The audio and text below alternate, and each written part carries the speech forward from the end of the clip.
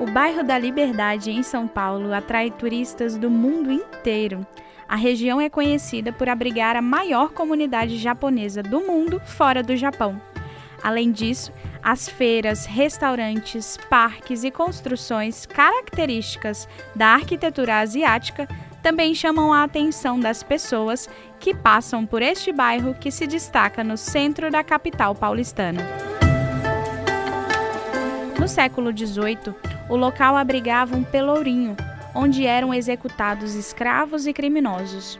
Um dos episódios mais marcantes foi a execução do soldado negro Francisco José das Chagas, o Chaguinhas, em 1821. Isso virou símbolo da luta contra a opressão. O nome Liberdade surgiu no início do século XIX, possivelmente em referência à libertação dos escravos que ali sofriam punição. E eu te convido a passear comigo pela história do bairro Liberdade. Nós vamos começar aqui pela Igreja da Santa Cruz das Almas dos Enforcados. A Igreja da Santa Cruz das Almas dos Enforcados nasceu da dor de uma execução pública e da promessa de um povo. Uma história de fé construída pela comunidade negra e mantida viva até hoje. Bem-vindo, diácono. Eu agradeço, bem-vindo vocês. Essa história se dá pela devoção popular desde o século XIX, a princípio, onde era localizada a primeira delegacia de São Paulo, justamente onde é o Fórum João Mendes hoje, e é lá que era condenado as pessoas, a qual eram julgadas, e vindo com seu carrasco até a Igreja dos Aflitos, que fica um pouco abaixo aqui da Igreja dos Enforcados.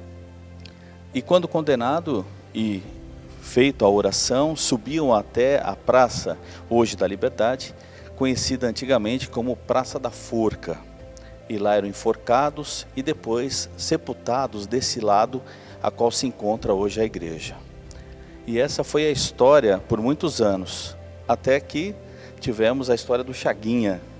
E o Chaguinha, que foi um soldado do Exército Brasileiro, com seus companheiros, também condenado, e dessa forma, quando foi ser enforcado, por 3 vezes a forca quebrou. E começou então a devoção do cruzeiro. Cruzeiro que é justamente uma mesa de aço, com as velas acesas, a qual acreditavam, justamente, e homenageavam essa pessoa que havia morrido, principalmente o Chaguinha. Foi mais ou menos em 1887 construída uma primeira capela. Essa capela então abrigou essas velas e depois disso, no ano de 1920, foi feita já uma igreja um pouco maior e em 1960 a igreja que nós temos hoje. E essa devoção se estende até hoje, conhecida como a Capela da Santa Cruz das Almas dos Enforcados. Tanto é que nós temos no altar-mor essa cruz que era do pórtico do cemitério, que permanece até hoje, lembrando todas as almas que foram enforcadas. Certo. E nós percebemos aqui nessa última construção da igreja tantos sinais, tantas características, da história, que retratam a história dessa capela. E eu queria também que o senhor contasse para a gente alguma dessas características aqui da igreja que contam também um pouco dessa história. Sim, o artista teve um cuidado muito especial quando ele construiu a primeira imagem, que foi a que está em Levíticos, onde Moisés eleva a serpente no madeiro, justamente para que todo o povo tivesse a cura, a salvação temporária. E ele fez então com que essa fosse a primeira figura do altar, a segunda do sofrimento de Jesus no Horto das Oliveiras, e a terceira imagem, que aí sim é o próprio Jesus elevado ao madeiro, que pendeu a salvação do mundo. Então temos a cura temporária por Moisés e aí a salvação do mundo por Jesus. Essa igreja, ela tem um estilo barroco, não é? E, contudo, ela contempla nos seus altares laterais, que são 8, os santos mais populares. E isso até hoje faz com que as pessoas, principalmente às segundas-feiras, lotam a igreja rezando pelas almas, mas também pela devoção de todos os santos. Nós temos uma curiosidade no altar, no presbitério. Lá possuímos a imagem de 2 anjos, o Fides, da fé, e Expes, da esperança. Entre a fé e a esperança, temos também a caridade. E a caridade é o amor, que é dada pelo próprio altar de Jesus. Nós percebemos que é uma história de sofrimento, que marca também o sofrimento do povo deste lugar.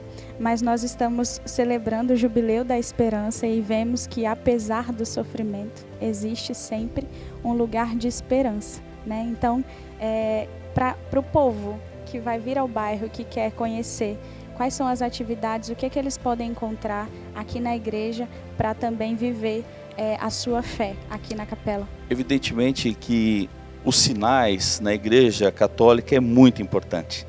Nós temos também no teto alguns símbolos que foram da cruz, né, como a cruz de Jesus, na sua crucificação. Temos a esponja, a lança, a coroa, os pregos, mas também do lado temos um pedaço de madeira, a qual Jesus foi amarrado e açoitado. Mas não é somente para Jesus, e sim para todo o povo negro que sofreu muito a história aqui no passado do nosso país e que hoje retrata, né? Também o artista resolveu trazer esse símbolo como algo que possa fazer nós lembrarmos desse sofrimento. Mas a esperança está aí, não é? Por isso a igreja hoje, nós temos missas diárias, principalmente às segundas-feiras, são 4 missas, às 8h30, 10, meio-dia, às 15 horas, que é missa especificamente voltada às almas, não é? E principalmente a confissão. Então vem aqui, venha nos procurar, né? Venha trazer também a cura da sua alma, a esperança de uma vida melhor em Jesus Cristo. Mas você deve estar se perguntando como que o bairro da Liberdade se tornou o principal bairro nipônico de São Paulo.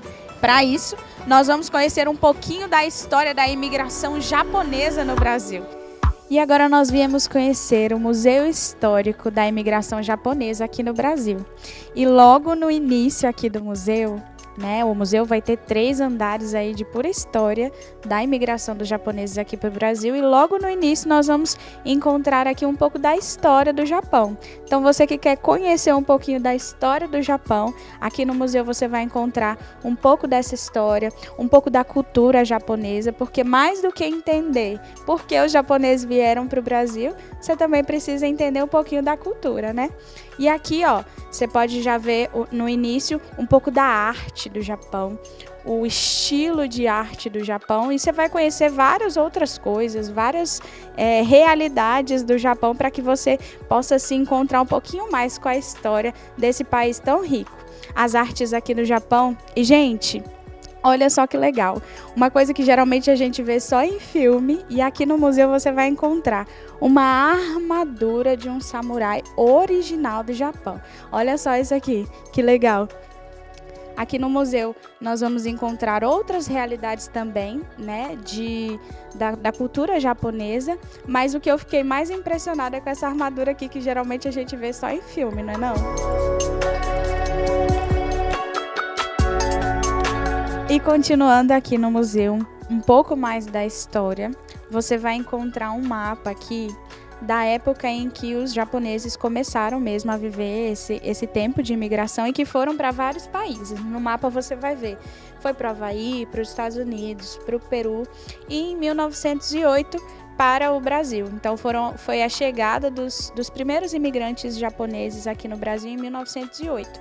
E por quê? Aqui a gente tem um pouquinho também um resumo da história, para dar um spoiler para você que vai vir conhecer aqui o museu, que após o fim da escravatura aqui no Brasil, com a abolição da escravatura, o Brasil ficou sem mão de obra para os cafezais, né? Então, por isso, foi feito um acordo, né, um tratado de amizade, de comércio ali dos japoneses com o Brasil, para que viessem os japoneses para cá para trabalhar também nos cafezais aqui no Brasil. Aqui desse lado você vai ver que tem algumas fotos, imagens de pessoas que foram responsáveis, né, pela vinda dos japoneses para cá, por essa escrita desse tratado, por esse acordo. E aqui a gente tem até mesmo uma cópia, você pode acessar por aqui uma cópia desse tratado e conhecer também um pouquinho de como foi esse acordo que foi feito para que os japoneses viessem então para o Brasil. E aqui, numa parte bem importante do museu também, nós vamos ver 2 maquetes dos navios que trouxeram os primeiros imigrantes japoneses aqui para o Brasil. Aqui do lado, esse menor foi o primeiro navio que trouxe os japoneses aqui para o Brasil, e também outro navio que veio e voltou várias vezes também com imigrantes, trazendo também os japoneses para cá.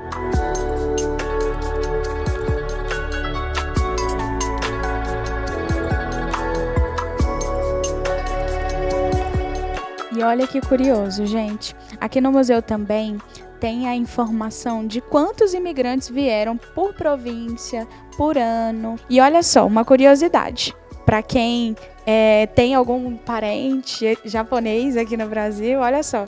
Aqui é um sistema de busca onde você pode encontrar também, digitando aqui o nome, o sobrenome, pessoas que vieram, imigrantes do Japão para cá, e onde vieram, né?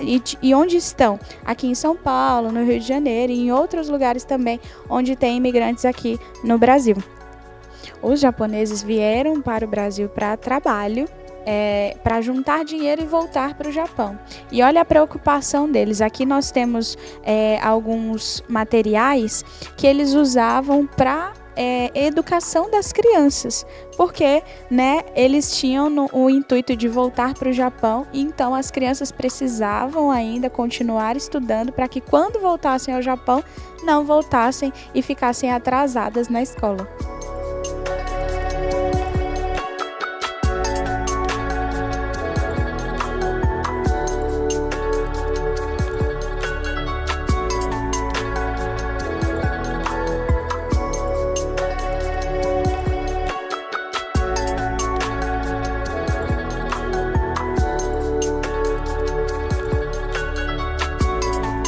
E na medida em que os japoneses no trabalho ali no café, nas fazendas, iam adquirindo um pouquinho de poupança, né, um valor significativo, eles foram adquirindo lotes no meio da mata verde, na mata virgem, cheia de animais mesmo, e construindo assim as suas habitações, as suas cabanas para habitação.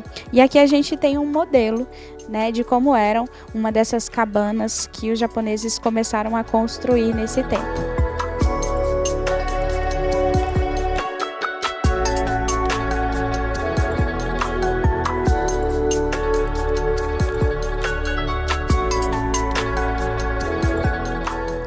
O museu é dividido por setores, gente.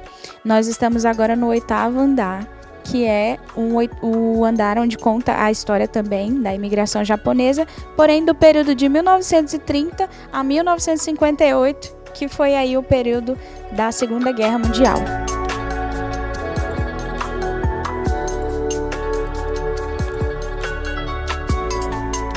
E durante a Segunda Guerra Mundial, os japoneses começaram também a viver suas dificuldades, né, com a imigração. Porque o Japão era um país inimigo na guerra e em alguns lugares do Brasil, a população japonesa que já estava aqui começou a também sofrer alguns tipos de hostilidade em relação à língua, em relação à cultura. Então é importante também ressaltar esse tempo de dificuldade que os japoneses passaram aqui também, principalmente no período da Segunda Guerra Mundial.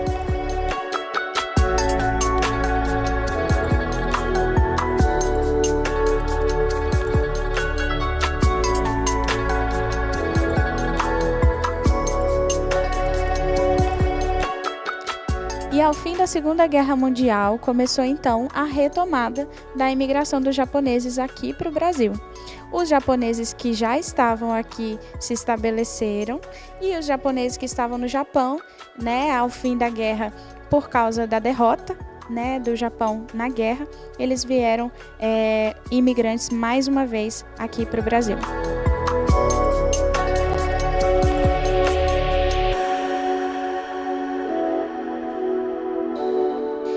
concluindo nosso passeio histórico aqui no Museu da Imigração Japonesa, nós chegamos ao 9º andar, onde nós vamos escutar e aprender um pouco mais da história dessa imigração a partir de 1958 até os dias atuais.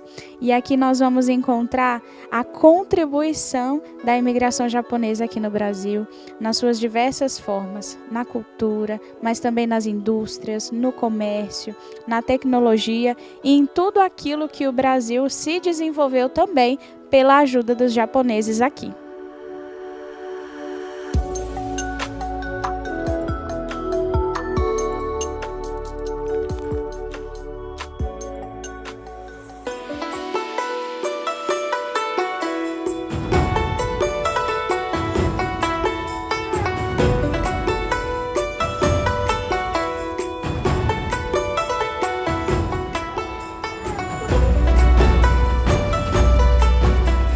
O nome Liberdade surgiu no início do século XIX, possivelmente em referência à libertação dos escravos que ali sofriam punição. Muitos imigrantes se instalaram na Liberdade por causa dos aluguéis baratos e da proximidade com a região central, onde buscavam emprego. Nos anos 1920 e 1930, a Liberdade já era um importante reduto da comunidade japonesa. Os tradicionais torii, os portais vermelhos e lampiões orientais foram instalados nas ruas, reforçando a estética oriental. A partir dos anos 2000, a Liberdade passou a acolher também chineses, coreanos e tailandeses, ampliando a sua identidade asiática. Em 1974, a estação de metrô Liberdade foi inaugurada, facilitando assim o acesso e impulsionando o turismo.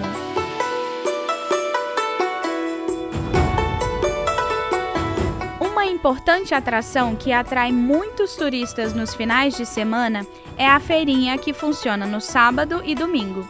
Aqui você pode encontrar uma diversidade da culinária asiática e dos artesanatos.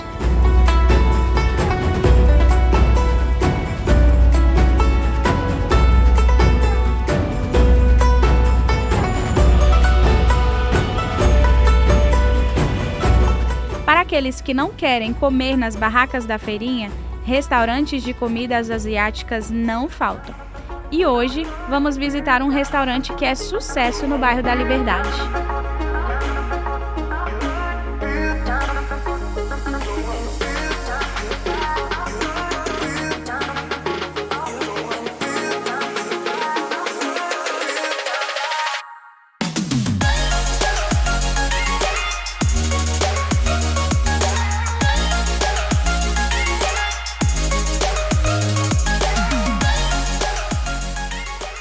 Este é o primeiro restaurante temático 2D da Hello Kitty no mundo.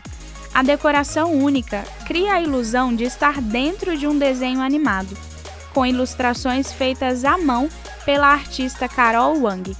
Dos pratos clássicos da culinária asiática às experiências visuais únicas.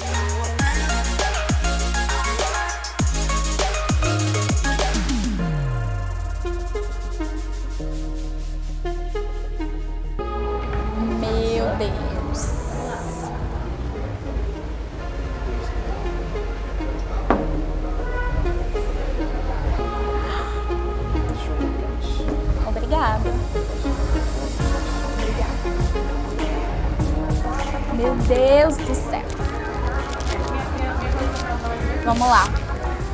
Escolhi um choco quente e um hambúrguer com batata frita. Gente, olha que coisa mais linda. Meu Deus, é muito cuidado. Vamos lá.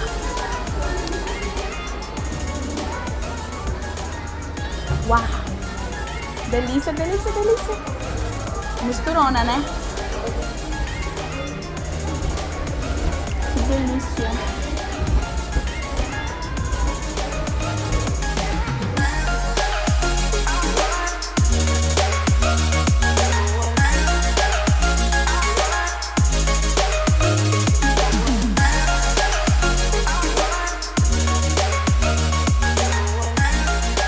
Olha aqui caixinha fofa, meu Deus do céu. Vamos descobrir o que tem dentro.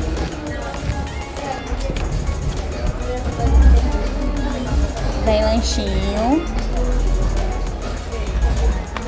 Opa, vem a mini batatinha.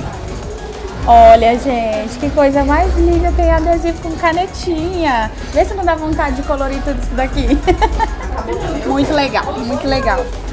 Vamos agora experimentar esse drink aqui, que é o drink por homem. Vamos descobrir agora o sabor.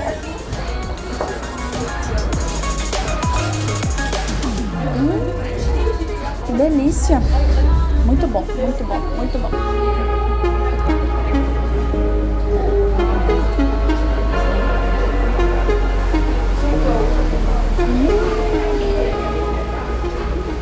Para fechar com chave de ouro nossa experiência gastronômica aqui no bairro da Liberdade, finalizo com essa sobremesa maravilhosa de Linda, que é uma maçã com crumble. E agora a gente vai experimentar para ver como é que é essa maçã, gente.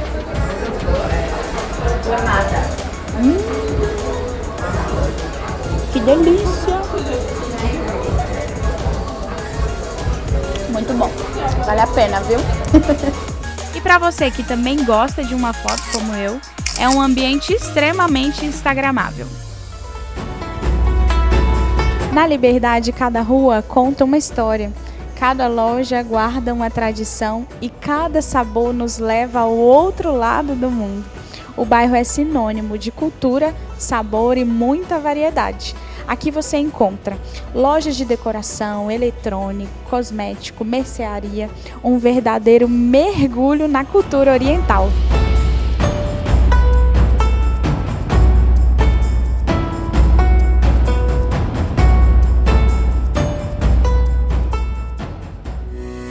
Vamos conhecer agora a matriz paroquial nipo-brasileira São Gonçalo.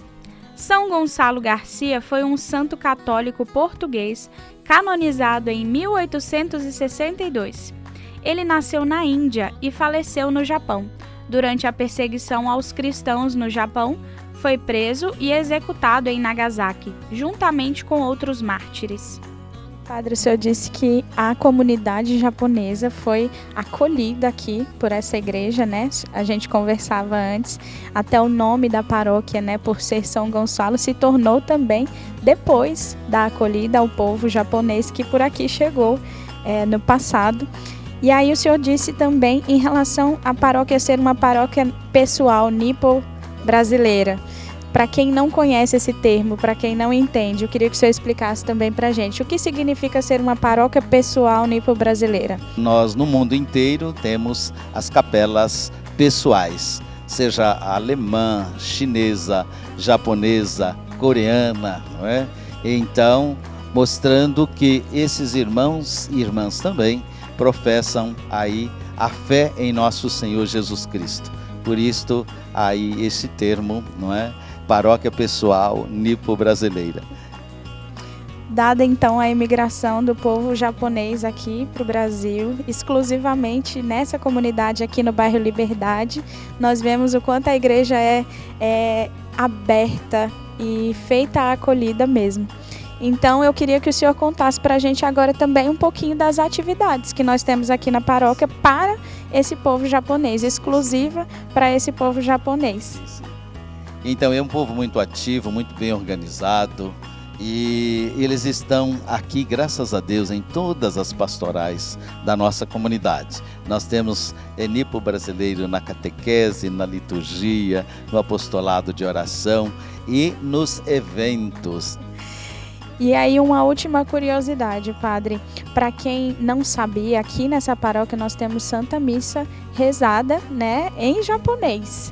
Então você que tem curiosidade também e queira conhecer um pouquinho dessa nova língua, dessa outra língua, fala pra gente, padre, que dia e horário que as pessoas podem vir aqui e participar dessa missa em japonês.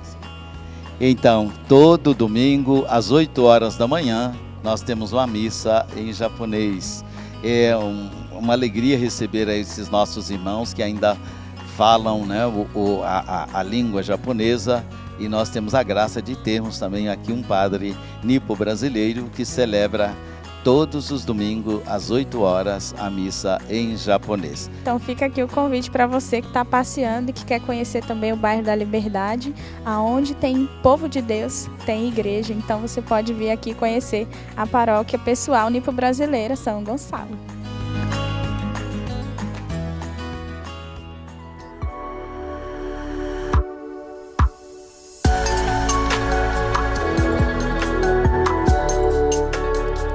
Hoje fizemos uma viagem inesquecível pelo bairro da Liberdade, um pedacinho da Ásia no coração de São Paulo. Nós experimentamos sabores e descobrimos aqui uma rica história que faz desse lugar um dos pontos turísticos mais encantadores da cidade. Seja para comer um sushi, fazer compras nas lojas temáticas, conhecer a história de um povo, a Liberdade tem sim algo a oferecer. E eu quero convidar você a viver também essa aventura comigo. Obrigada por essa jornada e nós nos vemos no próximo programa.